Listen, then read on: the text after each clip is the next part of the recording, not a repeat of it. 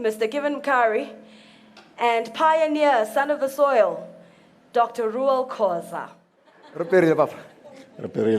Thank you so much for honoring us. Thank you so much for honoring the continent. Thank you for honoring these people. And I think in one of the promos, you do say that you don't want us to bore people with your background because, as you said with that pose, who cares? So, but once again, thank you for honoring us. Why are you here? Why am I here? I think for a variety of reasons. First and foremost, where you are concerned, you and I beat our drums to the same God. So I couldn't say no. Secondly, our paths have crossed in the past, even though we belong to different generations. We went to the same high school, Bankuna High School, that was popularized by one DZJ Mtebule. That's where we actually developed our roots. I believe it's Socrates who says, parents, we thank because they bring us to this earth. But teachers, we thank even more because they build character where the children are concerned. And I would like to dedicate just 1 second to one DZJ Mtebule, who was a character builder of some mammoth proportions. He built your character. He built Professor Tinyiko Maluleke's character. He built my character. He built Tito's character, and many, many more. So we would like to pay tribute, as it were, to teachers, as it were.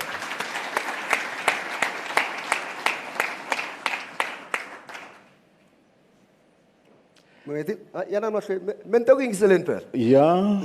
I'm here to listen. But then also, I need to, perhaps, I should start by recognizing those that came before us and cared to think.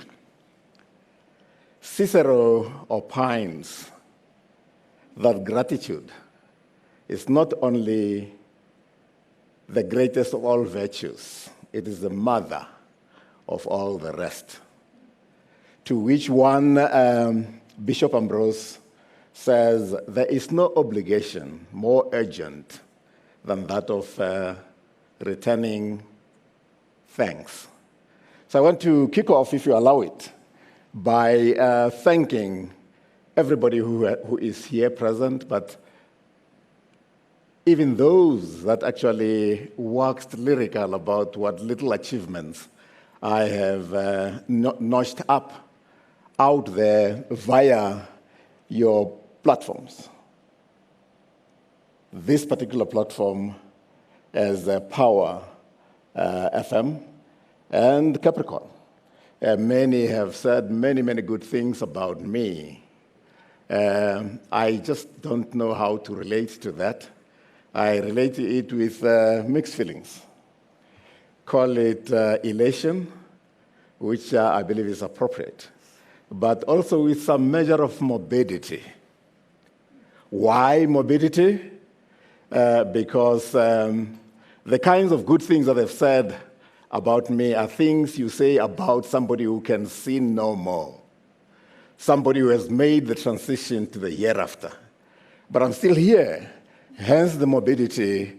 I feel that whatever happens, when I finally make my transition to eternity, you don't have to organize anything. All you need to do is to play what actually happened this evening here.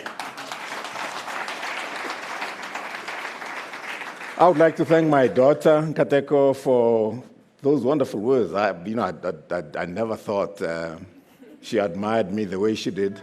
Because I'm the only guy in the family, and all of them actually gang up and hit me over the head. But today I know that she actually is very affectionate. I would like, by extension, to thank the entire family. I think Gloria was right. I relate to my wife with a mixture of affection and trepidation. So thank you very much. My other daughter, who is the quieter one, Munene, my granddaughter, Zoya. Thank you for accompanying me here. There are brothers also. I don't want to bore you with a litany of the kith and kin that actually responded to the clarion call. But if you allow it just 1 minute, may I also thank the daughters that are my daughters by choice, not by some biological dictates. Sagani,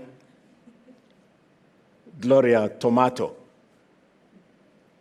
you are my daughters by choice.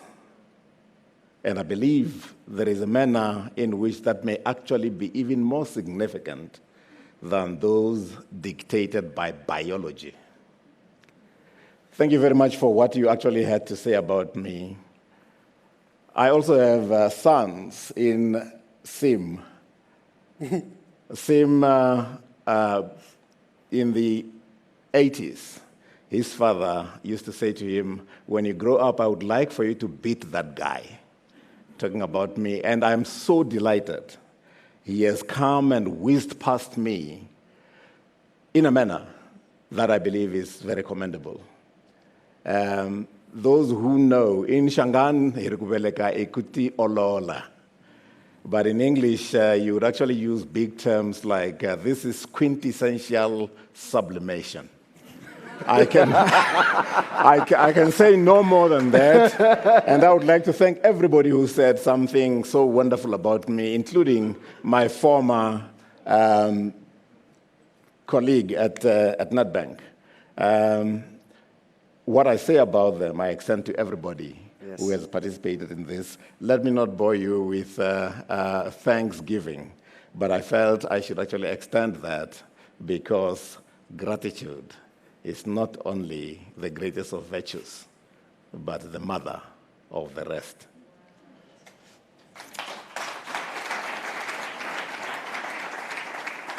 So I also have to sing for my dinner. Nzala Mkhari, Reranzu, Valerie, Tsulu, Namana Saseka. My 4 girls and the big girl, my wife, Ipileng. Thank you.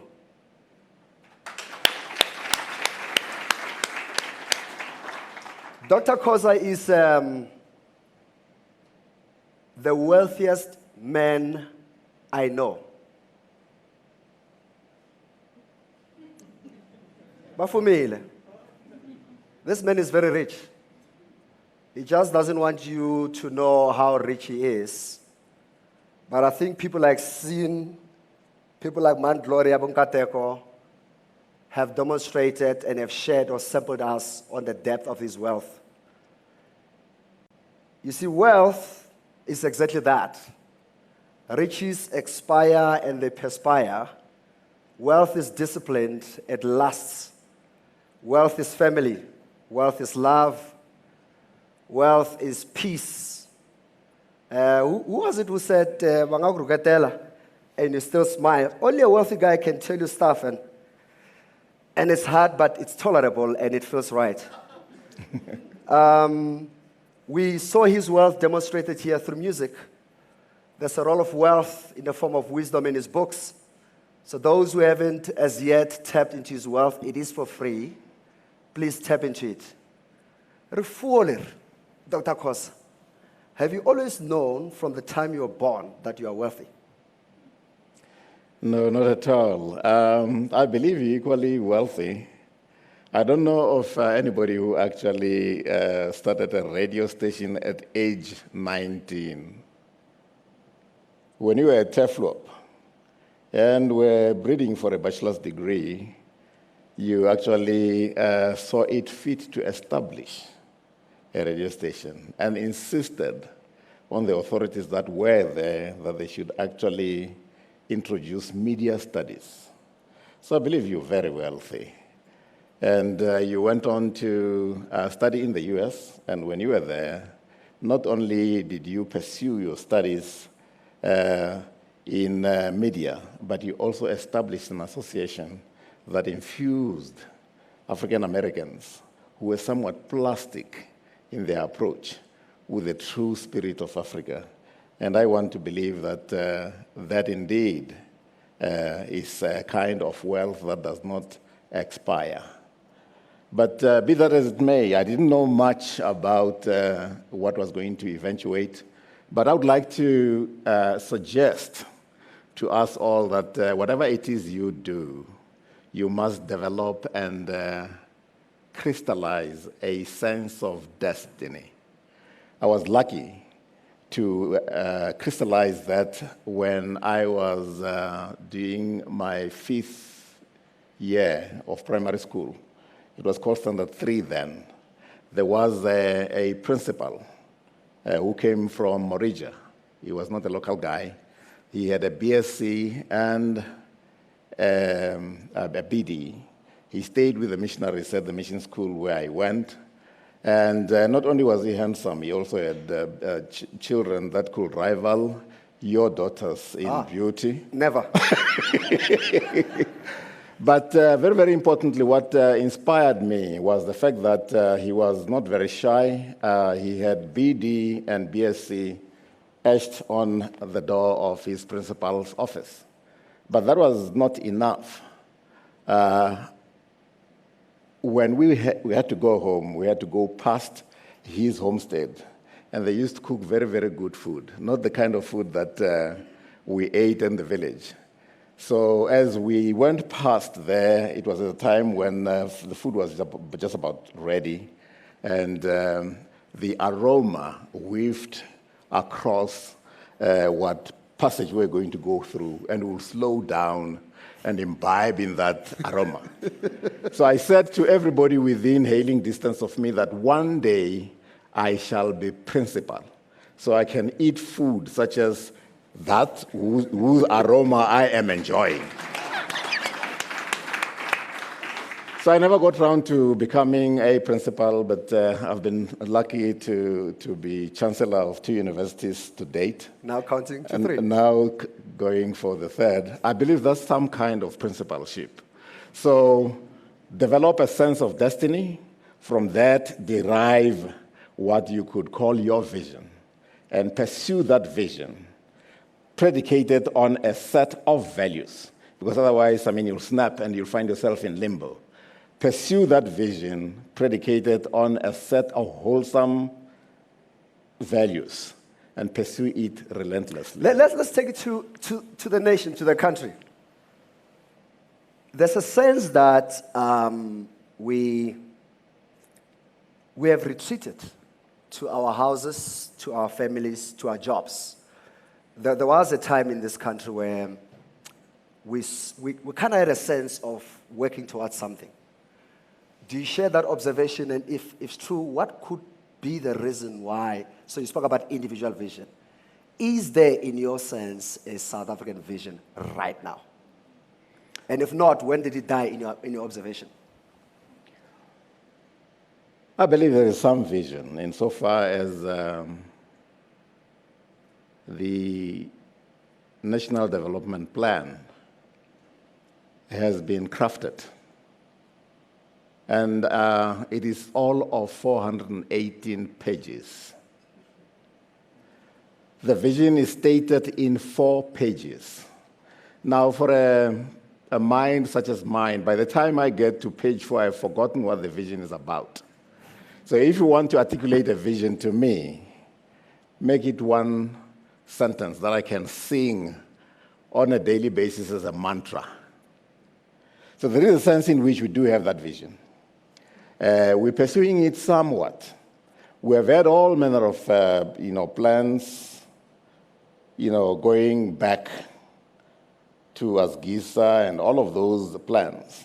But I believe where we go wrong is actually have plans instead of having active planning. The two are very, very different. Active planning actually says you have a goal to pursue, but there shall be timelines and deadlines. There shall be moments of reflection. Reflection is thinking about that which you actually are trying to implement, but it also gives you a moment to think about thinking. And that's where we actually fall short. Our leadership don't have timelines, they don't have monitoring. The implementation apparently is something that they believe can drift. And from that drift, they take it, we shall get somewhere. And I believe that's where we make a big mistake as a nation. Now, there is a sense in which, as individuals, as a nation, as organizations, we are in a very, very real sense in a process of becoming. You can't stand still. We're in the process of becoming something that would actually be banished to the past, or becoming a harbinger for the future. There is a sense in which I believe, with respect, current leadership does not fully comprehend the fact that you can't stand still or just mouth platitudes and explain things, describe things, and not inspire and implement. What would give that level of comfort to any leader or any cohort of leadership to do that? Surely it must be that they would know that there's no consequence. To have the confidence to repeat pronouncements, posture, without tangible evidence of that active planning. Surely we must have, as society, have said, it's okay, it's permissible. Yeah. There is a sense in which you can cheat and get by. There is a sense in which you can take things somewhat lightly and become something in the region of the establishment. Now, there are essentially two parties: the establishment and the movement.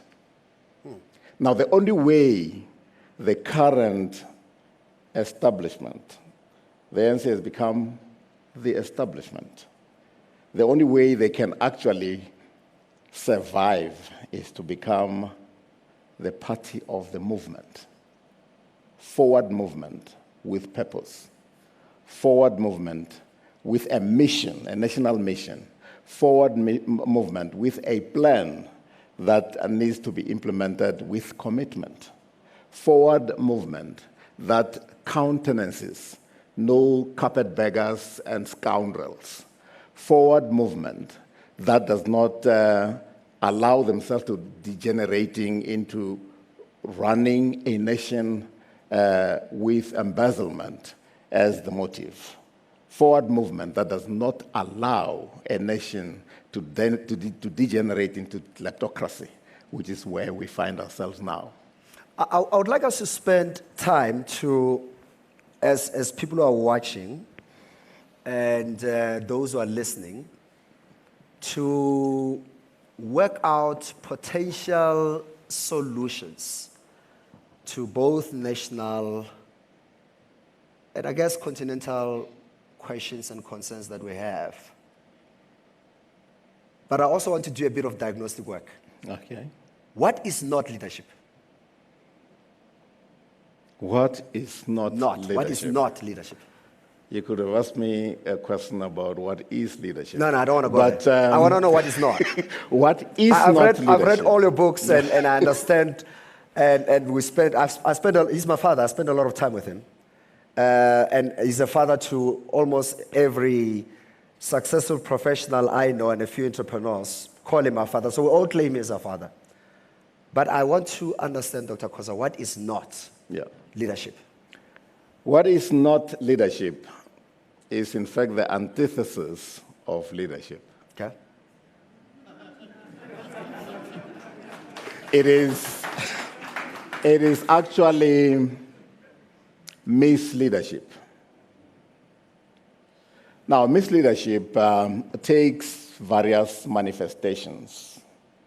What is not leadership is ignorance that masquerades as knowledge. There are leaders who want to believe there is such a thing as a born leader. I don't believe there's any such. Leaders are born, then made.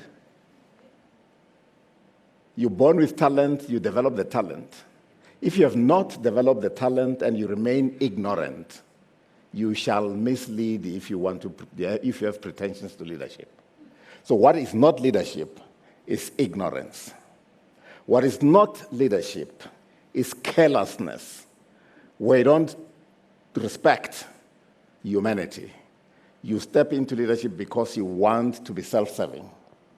What is not leadership is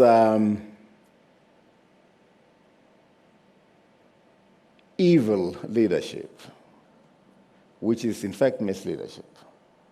Leadership that tramples, that lords over followership, as opposed to actually persuade followership to follow it. We have had many, many examples of misleadership or what is not leadership. Hitler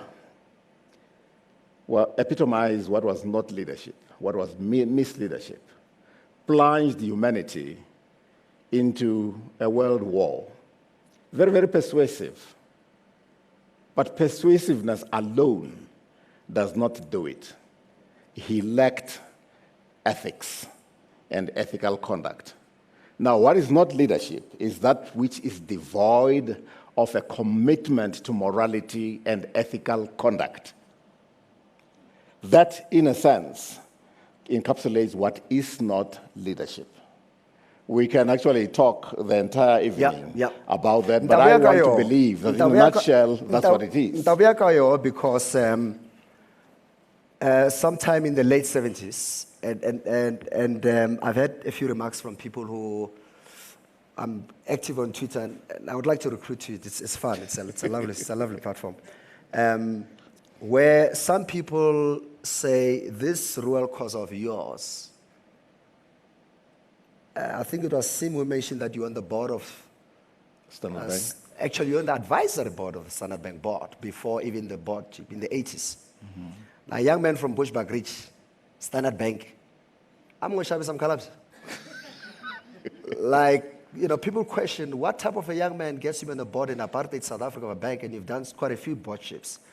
Take me to the time you get summoned to Lusaka, where the ANC at the time, prior to liberation, also had question marks about you, wanted to understand something. Take us through that within the limited times that we have. As a member of the BMF, which I was a founding member of, but never got to be president because I was in hot pursuit of the elusive rand, and I couldn't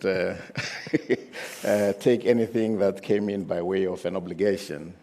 We joined the entourages that actually went to Lusaka to meet with the ANC. It was on that occasion that I met for the first time with the likes of Joel Njitenje, Thabo Mbeki, Paulo Jordan, and a good number, and the former president, Msholozi. For the first time, I met with them in Lusaka. This is more or less what year? 1987. 87. And we got talking. And one of the more articulate, brighter one actually asked me the question, or asked BMF the question. I won't say Paulo Jordan, but let's proceed. Yeah, he said to me, how can you say you are also in the struggle when you are actually making common cause with capitalism, making common cause with the oppressors, how can you say you are also in the struggle? Can you actually be struggling with us and be engaged in the struggle back home? How can you ride two horses at the same time? And that metaphor is fairly powerful. So there was a bit of silence. And I indicated to him that if you're creative enough, you can actually ride two horses at the same time, as long as you actually clear as to which way you want to go. And I went on to say that, in fact, you can even ride 8 horses at the same time. What you do is to inspan and harness them and do your bidding. And then there was silence. But I went further to say that whenever you come back as our liberators, you don't want to come to a nation that is purely a polity. You want to come and run a political economy. You want to actually run a country that is strong on economics and business as it is strong on political leadership. And when I finished my little explanation on that day, in fact, when we arrived on Friday, Oliver Tambo was not there. But they told him that there are these uppity fellows who would like for you to come and meet them. But when I finished with that explanation and also gave them a little bit of our understanding of history, because I'm also a student of history. Correct. The old man jumped off the seat that he was sitting on. This is Tambo. Pardon? This is Tambo. This is Oliver Tambo. Yes. As if ejected by some spring, to come and embrace me and said, "We believe there's hope." So let's fast forward to a few years ago, a comment that has become Collabs, that has become a trending statement, the strange breed of leadership that is widely quoted. So when you get summoned by generations much younger than you met their parents and their leaders, a few years later, questioning your intentions with that statement, were you able to do some juxtaposition and relationship between your relationship with the ANC then and the leaders, and these ones who say, why are public? How do you reconcile the two worlds? I think very, very different. If you look at the ANC from 1912, they actually took trouble to study. Most of the leadership of this organization were people who had actually studied. They were lawyers, they were preachers, they were teachers, they were doctors. And throughout the various epochs of the organization, it was people who had taken trouble to prepare themselves to step onto the leadership stage, leadership platform, and not people who were cast ashore by a wave of populism. What actually made, what I did not say about our visit to Lusaka was that, in fact, I got fired from TEFLUOP for being a member of the ANC underground and working pretty hard on that score, turning the Psychology Society into a platform for grappling with the challenge of decolonizing the African mind, turning the Choral Society into a vehicle to convey our plight. So it's all very well singing songs by Tchaikovsky, by Handel, by all of those composers, but we also have to sing our own songs that will creatively communicate the message. So there is a sense in which one hearkens to that. But what I believe might actually be going wobbly could be the fact that we actually step onto the leadership platform without preparation. So should the public, in future, somebody says, vote for me, should we be asking for people's educational struggle credentials? There is a sense in which if you want to lead South Africa in the 20th century, you got to stack up against a number of criteria. The first one is the ability to deal with complexity.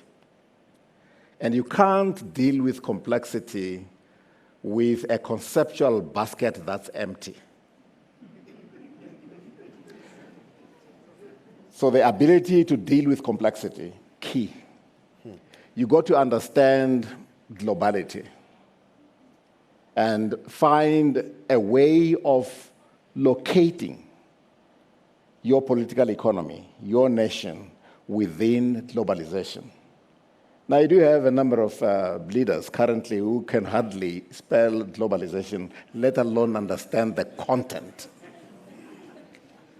You also need to be an ethical leader. If for whatever reason you don't believe in ethics and you don't have the requisite competence, I would suggest have no pretensions to leadership. But it's tempting. I mean, it looks like it's a lovely space. You get driven around. You get to hang out with whoever you want to hang out with. It's tempting, right? I mean, if the society allows it, why shouldn't people take it? Well, there's a sense in which society allows it for a while. Give a dog a long rope and hang him. I believe the long rope has been given and something is beginning to tell. But in addition to that, I want to believe that those of us who are your age, those of us who are on our way out, but are very, very concerned about the future of our nation, must throw down the gauntlet to the youth. The millennials who have not experienced apartheid and how caustic, how painful, how repressive it was as politics of oppression and suppression and economics of exploitation and exclusion must actually link up with those that experience that. And those who have experienced that must throw down the gauntlet. Let those who are educated, and South Africa is very, very fortunate to have an entire section of the population educated. The educated who are now just armchair critics must enter the fray. The educated who are actually blasé about the state of our political economy must fold their sleeves and enter the fray. And we have the critical mass. So if, for whatever reason, our leadership leads us down the wrong alley, we have ourselves to blame. And in South Africa, Dr. Khoza, when we talk about leadership, the image that volunteers itself to our minds is that of a politician. Yet, the last few numbers I've done, I think there are quite a lot of educated people in this room. I mean, our fiscus is about what? 1.56 trillion. GDP last time I checked, they're calling us higher, but it was somewhere around 6 point something trillion. And I stand to be corrected. I'm on CNBC for Ndlawile. Why is it that particularly black professionals, black business people, we seem to be contesting less than a quarter of the size of this economy by so focusing on government, spend, opportunity, as if to outsource the balance, which is the majority of our economy? Why why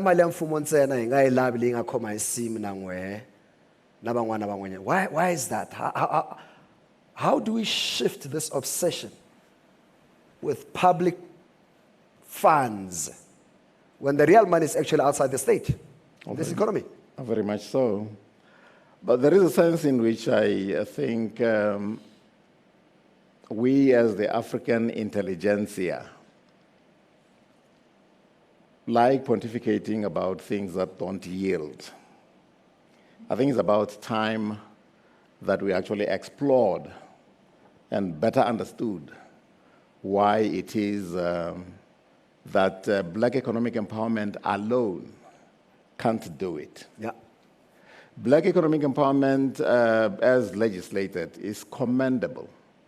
That's where our government, I believe, has come up with something useful, because you cannot expect people who, for generations, have been excluded, have been oppressed, have been trampled over, not to be given an opportunity to catch up. No one can argue against enabling a section of the population to actually catch up and begin to compete as it should.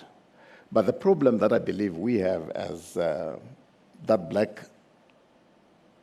segment of the population, or black sector of the population, fail to understand is that money is good capital. But ultimately, when all is said and done, real capital is intellectual capital. We have to develop our intellect such that if somebody pulls wool over our faces and say, black economic empowerment has delivered, shut up. And you know that 62, 65% of the wealth of the country still vests in the hands of about 8 or 9% of the population. Something is still very skewed. We are in government. We can legislate the kinds of things that need to happen. But legislation alone can't do it. Mm-hmm. We have to develop our intellectual capital in a manner that is usable, mm-hmm, to make sure that when you enter into a corporation, you enter with an intent to master everything there is to master, mm-hmm, in that organization and gain expert power. And it is from expert power that you can lead a major corporation like the Standard Bank as a Sim Shabalala. We have to find ways of multiplying the Sim Shabalalas of this world 1,000-fold, 1,000,000-fold. And when that happens, we shall redefine South Africa as a political economy in our own image. It's interesting because, I had a chat with a good friend, Kume Shonyane, whom I know you know quite well. He's currently the chairman of Investec. And we're gossiping about Fanititi, the CEO. And there's a trend which is very interesting to observe. So there's a brother, Lwazibam, who's an outgoing CEO of Deloitte. Sis Gloria, I think, spoke about Raisibe.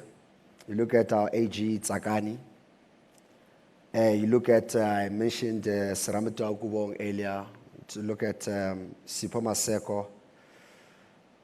You look at so many successful professionals, leaders. There seems to be a trend around depth, time spent in similar roles, patience, over a period of time, staying power. You juxtapose that with people who today, I'm CEO of Mkhari Incorporated, Mundrugni CEO ya construction company, Mundluana sen CEO ya Funerali, Wabmonen sen CEO of Avocado.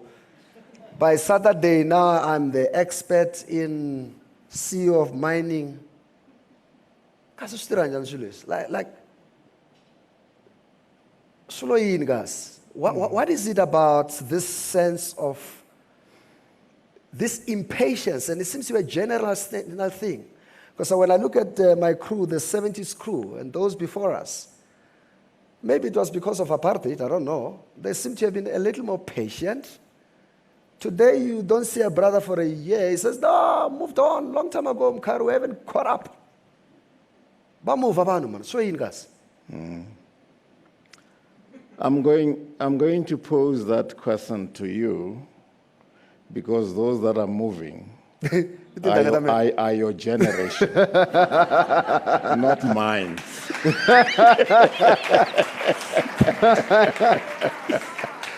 So there is a sense in which we need to learn to drill deep. South African gold is deep-seated. Understanding business is also deep-seated. So there's a sense in which we should learn to drill deep. And it is only by so doing that we can gain the requisite expert power. And expert power does work. So you have mentioned a number of your people, your generation, or perhaps a little older in some instances. Some of them are actually very exemplary. If you look at Exaro, for instance, in mining, I must say that I was actually party to helping them establish themselves. Yes. Because as chairman of Eskom, I just insisted that whatever coal Eskom burns shall come from ASCs. They were called ASCs at the time. So that gave them a leg up. So wherever you have some leverage, even as you drill deep, make sure that networking, the network currently may actually be not as extensive as it should be. Make sure that you network very, very extensively, because from networking comes synergies. That whole network phrase is, I find a lot of young people will say, younger people will say that, Khoza, you're doing well because people know you. As if someone was born known, unless everyone like Mandela, but most of us are what is networking? And how do you, is it a skill? Is it an art? Because sometimes it sounds like a catchphrase. Is it, how do you network? What is networking? It assumes various forms. It is not an interconnection of gossip clubs. You actually have to think about what it is you want to network about.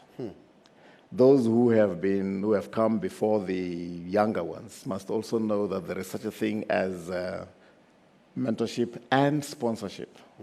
And sponsorship actually ramifies, and you can actually enable and catalyze processes for a number of people. So networking has got to be networking that is goal-directed, that is meant to actually have a cardinal. I'm going to interrupt. How do you first establish a goal as a being? Often they say, and motivational speakers, they keep repeating this purpose business. It's so repeated, it's starting to irritate. What is a goal? What is a purpose? How do you develop? How do you get to know that what you think or feel you think you want is what you really, really want or should want? I think it is Plato, but I don't want to pretend I've read philosophy. But Plato, amongst other lessons that he gives us, is that the first and best victory that you can actually boast of is conquering yourself. So the starting point is at the individual level. You've got to conquer yourself. Find ways of fighting your limitations. Find ways of actually getting out of your way. Because, I mean, one of the biggest handicaps we have are our own selves. So find ways of actually doing that. And having found that, found other people who actually care to do that and hook up. And then find ways of aligning. Having conquered yourselves individually, find ways of aligning as a group, as an entire association. I want to believe that the BMF, to a degree, has actually delivered that. Right. There are those who say perhaps it should now become the Business Management Forum, but there's still a long way to go before we reach equitability in South Africa. What's your description of failure? A few years ago in the 80s, you boldly wanted to build, you did build, by the way, a Disney equivalent for South Africa. And in the interest of time, maybe share with us the idea behind ShareWorld. Was it a success? Was it a failure? It was both. Both in the sense that in the... Before he failed, he passes. What was the big idea? How did you go about it? And I know I'm pushing you on time. And how do you arrive at even a determination as to whether it was a success or a failure? Yeah.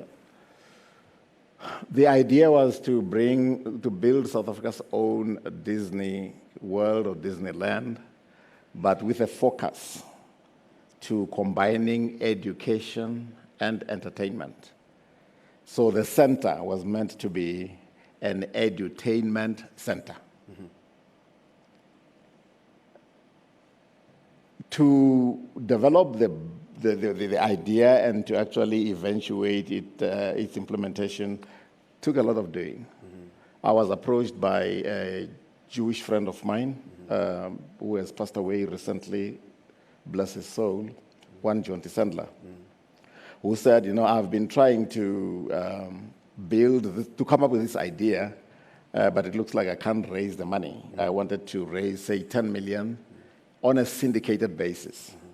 And I said, but have you actually done your research? Have you done your feasibilities? And he said, no, it's an idea I have, and I believe it can work. And I said, well, life doesn't work that way when you approach banks.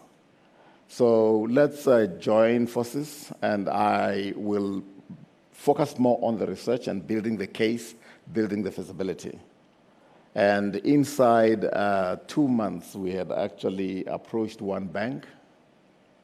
We said the idea is fairly compelling. Do a bit more work, which we did, mm-hmm. and we could build ShareWorld. And by the time we built ShareWorld, we had raised 19.4 million. With 19.4 million in 1986 was good money. Mm. Mm. And the banks used to say, well, you got to have security. The sum total of my security at the time was a small double-story house in Pimville, on which I was still owing a lot. But be that as may, they believed in the concept, and we actually ended up trying big. If you try big, you can succeed big, or you can fail big. But whatever the consequence is, learn big. So the Standard Bank said, Cham, you have just burnt 19.4. In fact, it had actually increased because, we're not making any profit, to 29 million. You have burnt 29 million. And those around me said, no, Khoza, you have cooked your goose. we don't know if you'll be able to consume it. And then I went to the bank and said, well, we tried our very best. And they said, what lessons have you learned? And I gave them an account of the lessons that we have learned. At the time, I was a member of SBSA. Within a few months, given the kind of lessons that I fancied I had learned and was able to communicate back to the bank, I was promoted to the Standard Bank Investment Corporation, which is a holding company, instead of being fired. So there are, Bani Pichara should learn from you. So you were broke and you still made it to the board? Yeah. Not Bani's, the other brother, Sipo. So what happened to their money? Did they take the house? What happened to? Did the bank take the house? Well, they took it, but it was worth my house in Pimville. Oh. It was worth nothing, man. It was funded by them.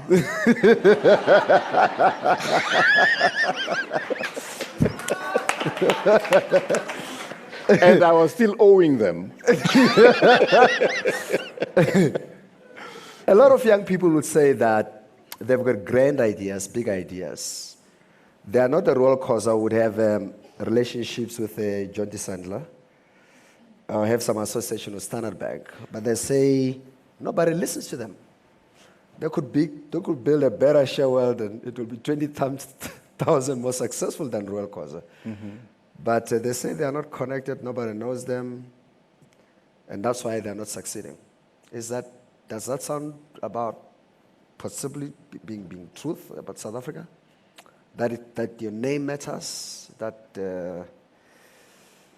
connections matters, or is it about a proposition? Is it about that you referred earlier on to building an intellectual base, etc.? What matters the most in building a business in your experience? And how important is money or access to it? Nobody is born with fame. Nobody is born with a network. All of those are actually developed. So you can't say Khoza has a bit of fame, and therefore those in the money markets listen to him. You build yourself to that sort of level. And what I would like to say to the young is that you build yourself to that level with a number of things that you need to do. Mm-hmm. You got to think smart. You got to work hard. Work also smart, but put in the hours. If you and I were equally smart, but I put in more hours, chances are I would achieve a lot more than you would. Now, there are those of us who go through life resting without being tired.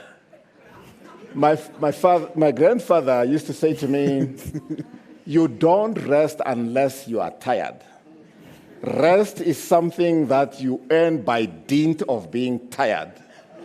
If you are not tired and you rest, you are not resting, you are indolent.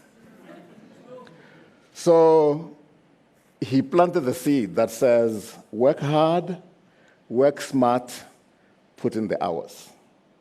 And I would suggest that our millennials, as well as the younger generation, take that. But Andai, if I don't ask you, we've gone through a lot of darkness in this country. You led Eskom for a long time. You and your management warned about some of the issues we were going to face. We get told stories, man, hey, this you need, that you need, you need. Can you take us through like a simplistic version, Yago? From coal to my house being bright. What happens in between? What is a unit?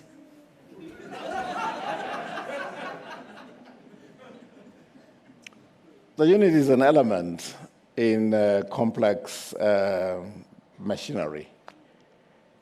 But that unit, such as the one that actually is supposed to have fallen into our only nuclear power station in the Cape,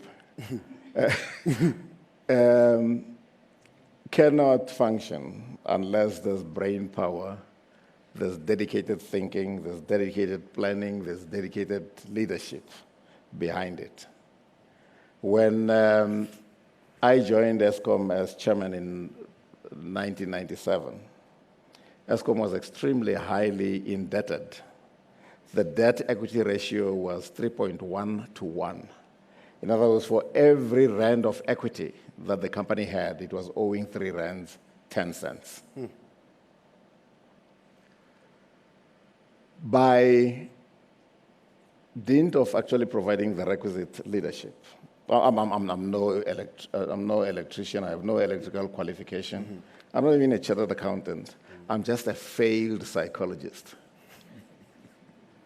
but utilize that which one has learned, what I referred to earlier on as a basket with concepts, a conceptual basket full. By 2001, towards the end, the debt-equity ratio had reduced by way of working with people.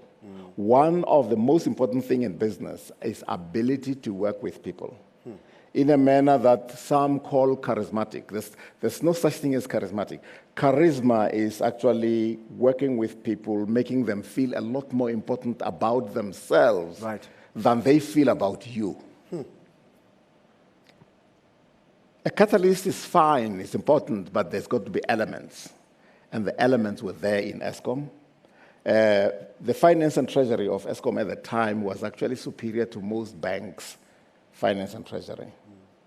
The electricians that we had were amongst the best, but all they needed was a catalytic agent to catalyze that. So by the end of 2001, we were in fact voted the Global Power Company of the Year. Correct. Not only that, I better Moody's... I would gel us down. Moody's has rated us above the sovereign. In other words, Eskom, a state-owned enterprise run along business lines, was rated as more credit-worthy than South Africa Incorporated. On that note, shall we say amen?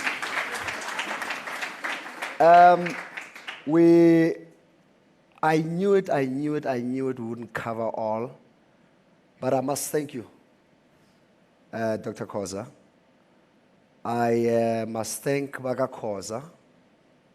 I must thank Baga Mkhari, Baga Mgimeti. I must thank all South Africans, the rest of the continent who spent very valuable time to be with us tonight. We shall do it again. I am tempted, because there's so many people, so many subjects, matters that we want to cover as power and as Capricorn. And I know I made a commitment in the inaugural chairman's conversation that I'll do it once a year. We actually planned it in the beginning that we'll do it in August, in June, which is the birthday of power. We changed it a bit for a year to accommodate Rupert's timing. So November is actually not the original chairman's conversation time. It's supposed to happen at the birthday of power, which is the 18th, around about that week. So I'm happy to announce that the next chairman's conversation is going to happen in June next year, which is about 6 or 7 months from now. And those of you who don't worship other people's gods, if you talk to your gods nicely, maybe we might do it twice a year next year. Let's just go and consult, and our ancestors will advise us. Ladies and gentlemen, thank you so much. There's no way we can draw all of Khoza in one night, in an hour and a half. We spent half an hour feeling and hearing him musically, and about an hour and a half laughing together. I hope you found the Reuel Khoza in you, because there's a lot of you that must resonate with some of the things that he shared based on his life experience. I pray and wish that you find your voice some more, particularly in these dark and difficult times where I suspect actually that's where those of us who believe in real spirits can hear more when things are quiet. May you hear your gods more, whether that God is an Allah or a Jesus or a Buddha, or in my case, if in Madala, may you hear your gods much more clearly. Ladies and gentlemen, thank you so much for honoring us. Dr. Khoza, you can see us now. Thank you.